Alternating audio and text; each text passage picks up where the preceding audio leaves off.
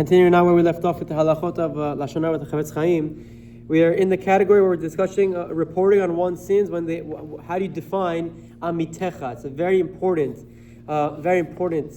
section in the Halachot of Lashon Hara. When does someone forego the protection the Torah gives them by calling them Amitecha or not?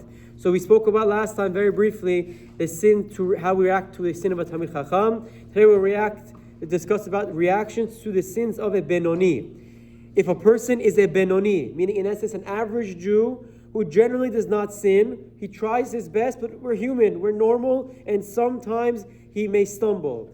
And one can rationalize that he didn't sin unintentionally, or he did not know of this particular law, or he thought it was only a chumrah, only a stringency, or a midah tovah, or something just a good inherent trait to have. One may not speak negatively about him for his actions, even if he's a repeat violator. One may not even dislike him for his actions. He's required by the Torah to judge him favorably. The Chafetz Chaim goes very, very clear and emphasizes that even a middle category person who tries his best, who might not be the most educated, but generally subscribes to the Torah and the mitzvot and wants to live a lifestyle in the most broad, superficial category, meaning he subscribes to this camp, and you saw him do something wrong, the Chafetz Chaim says in halacha that we have to assume that he didn't know, or assume that he didn't know it was a wrong law, and we can't hate him for this avera. We can't get upset. We can't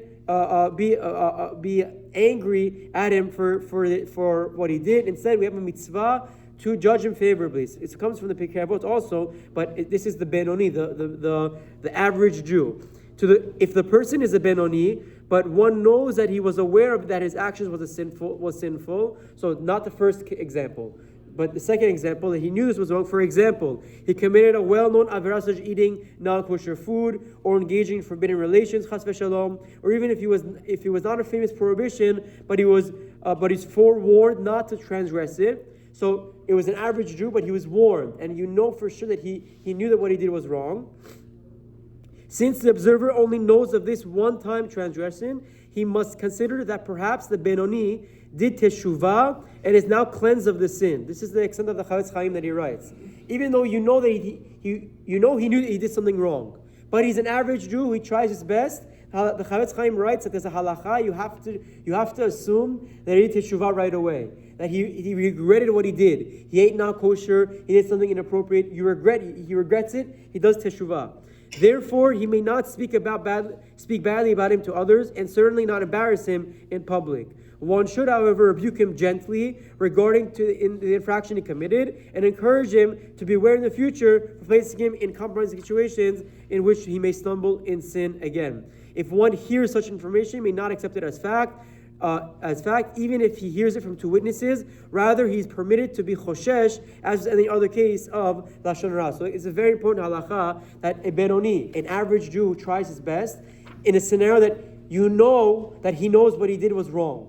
Even in that scenario, if it was a one-time sin, one-time slip-up, you have to assume he did teshuvah right away, and you're allowed to speak to him privately and encourage him. You should work harder. You should study the laws of Lashon Hara, study the laws of Shabbat, so you know next time not to mess up. But whatever it is, you have to assume that he did teshuvah, and you still can't judge him negatively in that scenario. Tomorrow we'll speak, God willing, about a scoffer and someone who does it intentionally in spite. Have a wonderful day.